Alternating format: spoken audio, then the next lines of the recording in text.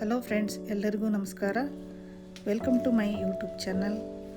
ಈ ದಿವಸ ನಾನು ಒಂದು ಒಳ್ಳೆಯ ಆರೋಗ್ಯಕರ ರೆಸಿಪಿಯನ್ನು ಹೇಳ್ಕೊಡ್ತಾ ಇದ್ದೀನಿ. ಮೆಂತ್ಯ ಸೊಪ್ಪು ಮತ್ತು ಹೆಸರುಬೇಳೆ ಹಾಕಿ ಪಲ್ಯ ಮಾಡೋದು ಮತ್ತು ಅದರೊಟ್ಟಿಗೆ ಒಂದು ಜೋಳದ ರೊಟ್ಟಿಯನ್ನು ಹೇಳ್ಕೊಡ್ತಾ ಇದ್ದೀನಿ. ಇದು ಒಂದು ಒಳ್ಳೆಯ ಆರೋಗ್ಯಕರ ರೆಸಿಪಿ ಆಗಿದ್ದು ಡಯಾಬಿಟಿಕ್ ಮತ್ತು BP ಪೇಷಂಟ್ಗಳಿಗೆ ಒಂದು ಉತ್ತಮ ಮತ್ತು ಸರಳವಾದ ರೆಸಿಪಿಯಾಗಿದೆ. ಖಾನಾವಳಿಯಲ್ಲಿ ಸಿಗುವಂತಹ ಜೋಳದ ರೊಟ್ಟಿ ಮತ್ತು ಮೆಂತ್ಯದ ಪಲ್ಯ ಮಾಡೋದು ಹೇಗೆ ಅಂತ ನೋಡೋಣ ಬನ್ನಿ. ಎಲ್ಲರಿಗೂ ಈ ರೆಸಿಪಿ ಇಷ್ಟವಾದಲ್ಲಿ ಸಬ್ಸ್ಕ್ರೈಬ್ ಮಾಡಿ, ಲೈಕ್ ಮಾಡಿ, ಶೇರ್ ಮಾಡಿ ಮತ್ತು ಕಮೆಂಟ್ ಮಾಡಿ. ಮೊದಲಿಗೆ ಒಂದು ಪಾತ್ರೆಯಲ್ಲಿ 3 ಟೇಬಲ್ ಸ್ಪೂನ್ ಹೆಸರುಬೇಳೆಯನ್ನು 2 ಸಲ ನೀರಲ್ಲಿ ತೊಳೆದು ಅರ್ಧ ಗಂಟೆ ನೀರಲ್ಲಿ ನೆನೆಸಿ. ನೀರಲ್ಲಿ ನೆನೆಯುವುದರಿಂದ ಹೆಸರುಬೇಳೆ ಬೇಗನೆ ಬೇಯುತ್ತೆ.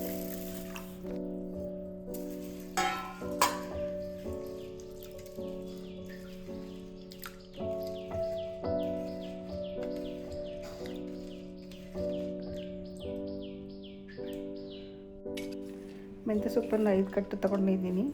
ಅದನ್ನು ಬಿಡಿಸಿ ಒಂದು ಪಾತ್ರೆಯಲ್ಲಿ ಹಾಕಿ ಅದಕ್ಕೆ ಉಪ್ಪು ಮತ್ತು ನೀರನ್ನು ಹಾಕಿ 3 ಸಲ ತೊಳೆಯಿರಿ. ಹೀಗೆ ಮಾಡೋದ್ರಿಂದ ಅದರಲ್ಲಿರುವ ಮಣ್ಣು ಮತ್ತು ಸಿಂಪಡಿಸಿರುವ ಔಷಧಿ ಎಲ್ಲ ಹೋಗುತ್ತೆ.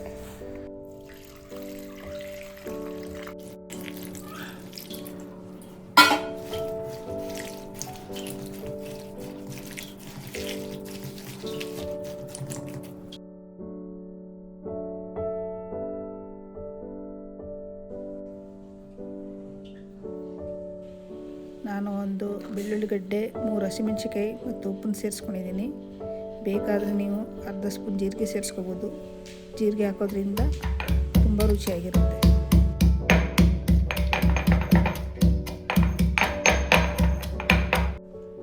ಅರ್ಧ ಬಟ್ಲು ಕಡಲೆಕಾಯಿ ಬೀಜನ ಫ್ರೈ ಮಾಡ್ಕೊಳ್ಳಿ. ನೈಸಾಗಿ ಪೌಡರ್ ಮಾಡ್ಕೊಳ್ಳೋದು ಬೇಡಿ, ತರಿಯಾಗಿ ಪೌಡರ್ ಮಾಡ್ಕೊಳ್ಳಿ. ಇದು ಪಲ್ಯಕ್ಕೆ ಹಾಕೋದ್ರಿಂದ ತುಂಬ ಚೆನ್ನಾಗಿರುತ್ತೆ. ಈಗ ಒಂದು ಪಾತ್ರನ ಬಿಸಿ ಮಾಡೋದಕ್ಕಿಡಿ. ಅದಕ್ಕೆ 2 ಟೇಬಲ್ ಸ್ಪೂನಷ್ಟು ಎಣ್ಣೆ ಹಾಕಿ. ನೀವು ಯಾವ ಎಣ್ಣೆ ಬೇಕಾದರೂ ಹಾಕ್ಬೋದು, ಅಂದರೆ ಕೊಬ್ಬರಿ ಎಣ್ಣೆ ಅಥವಾ ಕಡಲೆಕಾಯಿ ಎಣ್ಣೆ ಯಾವ್ದು ಬೇಕಾದರೂ ಹಾಕ್ಬೋದು. ಅದಕ್ಕೆ ಅರ್ಧ ಸ್ಪೂನ್ ಸಾಸಿವೆ ಹಾಕಿ ಅದು ಚಿಟಪಟ ಅಂತ ಸೌಂಡ್ ಬಂದಮೇಲೆ ಅದಕ್ಕೆ ಜಜ್ಜಿಟ್ಕೊಂಡಿರೋ ಹಸಿಮೆಣಸಿಕಾಯಿ ಮತ್ತು ಬೆಳ್ಳುಳ್ಳಿ ಪೇಸ್ಟ್ ಹಾಕಿ ಸ್ವಲ್ಪ ಫ್ರೈ ಮಾಡಿ. ಜಾಸ್ತಿ ಹೊತ್ತು ಫ್ರೈ ಮಾಡೋದಕ್ಕೆ ಹೋಗಬೇಡಿ, ಯಾಕೆಂದರೆ ಅದು ಪೇಸ್ಟ್ ಆಗಿರೋದ್ರಿಂದ ಸೀದೋಗುತ್ತೆ ಬೇಗ.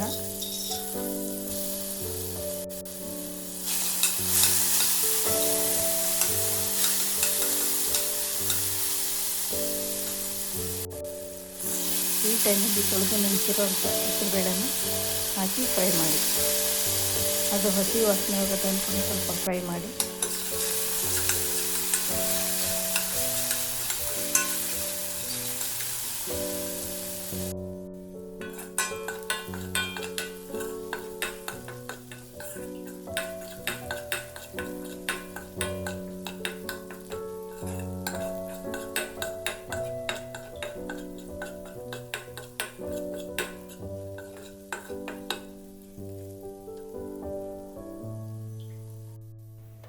ಈಗ ತೊಳೆದಿಟ್ಟಿರೋವಂಥ ಮೆಂತ್ಯ ಸೊಪ್ಪನ್ನು ಹಾಕಿ ಚೆನ್ನಾಗಿ ಮಿಕ್ಸ್ ಮಾಡಿ.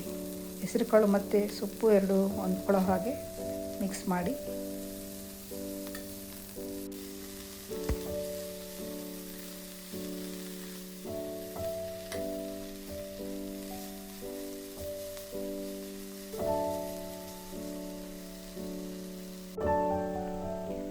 ಅದು ಸ್ವಲ್ಪ ಬೆಂದ ನಂತರ ನೀವು ಬೇಕಾದರೆ ಸ್ವಲ್ಪ ಉಪ್ಪು ಹಾಕ್ಕೋಬೋದು.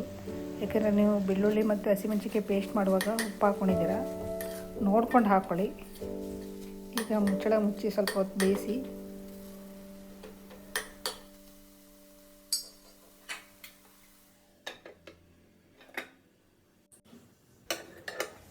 ನಂತರ ಮುಚ್ಚಳ ಓಪನ್ ಮಾಡಿ ಅದನ್ನು ಚೆನ್ನಾಗಿ ಮಿಕ್ಸ್ ಮಾಡಿ.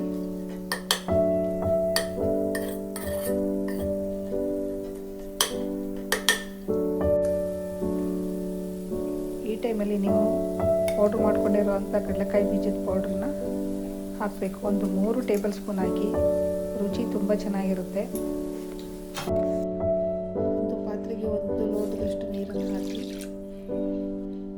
ಅದಕ್ಕೆ ಸ್ವಲ್ಪ ಉಪ್ಪನ್ನು ಹಾಕಿಬಿಟ್ಟು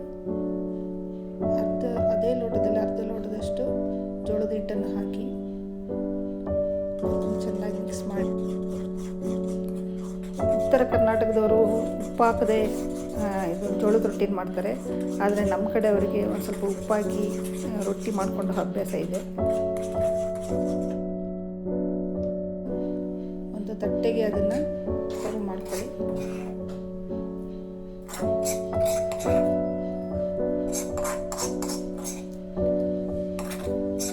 ಅರ್ಧ ಲೋಟದಷ್ಟು ಜೋಳದ ಹಿಟ್ಟನ್ನು ಅದಕ್ಕೆ ಮಿಕ್ಸ್ ಮಾಡಿ ಬಿಸಿ ಇರೋದ್ರಿಂದ ಸ್ಪೂನ್ ಯೂಸ್ ಮಾಡಿಬಿಟ್ಟು ಸ್ಪೂನಲ್ಲಿ ಮೊದಲು ಮಿಕ್ಸ್ ಮಾಡಿ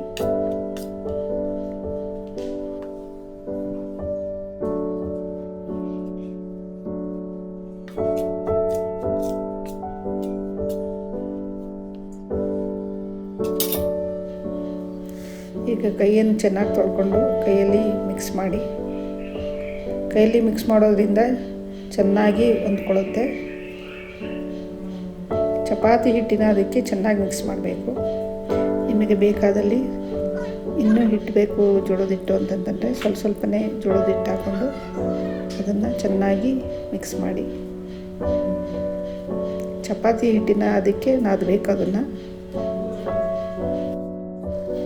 ರೊಟ್ಟಿ ನೀವು ನಾದದಷ್ಟು ಅದು ಎಡ್ಜಸ್ಸಲ್ಲಿ ಹರಿದೋಗೋದಿಲ್ಲ, ನೀಟಾಗಿ ಬರುತ್ತೆ ರೌಂಡ್ ಶೇಪಲ್ಲಿ.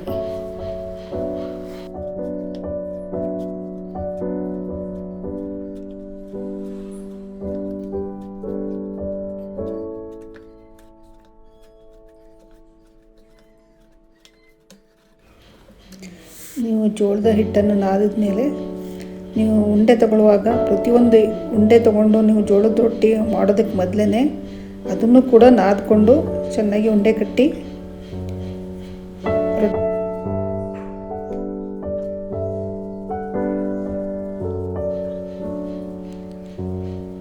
ಜೋಳದ ಹಿಟ್ಟನ್ನು ಹಾಕ್ಕೊಂಡು ಈಗ ನಿಧಾನಕ್ಕೆ ಪ್ರೆಸ್ ಮಾಡ್ತಾ ಮಾಡ್ತಾ ರೌಂಡ್ ಶೇಪ್ ಮಾಡ್ಕೋಬೇಕು. ನಂತರ ಲಟ್ಟಣಿಗೆಯಲ್ಲಿ ನಿಧಾನಕ್ಕೆ ಸ್ಮೂತಾಗಿ ಫಸ್ಟ್ ಎಡ್ಜಲ್ಲಿ ಇದು ಮಾಡ್ಕೊಬೇಕು. ನಿಧಾನಕ್ಕೆ ಸ್ಮೂತಾಗಿ ಲಟ್ಟಿಸ್ಬೇಕು. ಅದು ಕೆಳಗಡೆ ಹಿಟ್ಟು ಹಾಕಿರೋದ್ರಿಂದ ಲಟ್ಟಿಸುವಾಗ ಅದೇ ರೌಂಡಾಗಿ ತಿರುಗ್ತಾ ಇರುತ್ತೆ. ಹೀಗೆ ಮಾಡಿಕೊಂಡು ನಿಧಾನಕ್ಕೆ ಲಟ್ಟಿಸ್ಕೊಂಡು ರೌಂಡ್ ಶೇಪಲ್ಲಿ ಮಾಡಬೇಕು.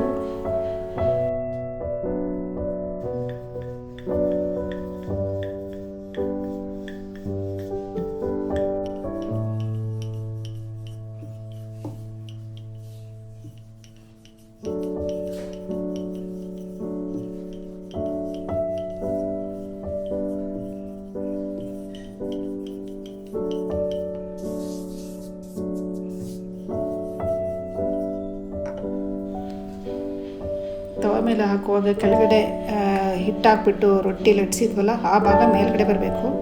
ನಂತರ ಒಂದು ಒದ್ದೆ ಬಟ್ಟೆಯಲ್ಲಿ ಅದ್ರ ಮೇಲ್ಗಡೆ ನೀರನ್ನು ಸ್ಪ್ರೆಡ್ ಮಾಡಬೇಕು. ಈ ರೀತಿ ಮಾಡೋದ್ರಿಂದ ರೊಟ್ಟಿ ಸ್ಮೂತಾಗಿ ಸಾಫ್ಟಾಗಿ ಬರುತ್ತೆ.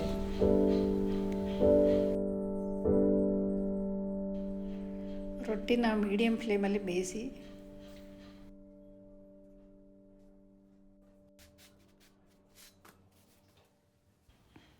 ಈ ಹಂತದಲ್ಲಿ ಒಂದು ಬಟ್ಟೆ ತಗೊಂಡು ರೊಟ್ಟಿ ಮೇಲೆ ಪ್ರೆಸ್ ಮಾಡ್ತಾ ಇರಿ. ಈ ರೀತಿ ಮಾಡೋದ್ರಿಂದ ಅದು ಉಬ್ಬುತ್ತೆ.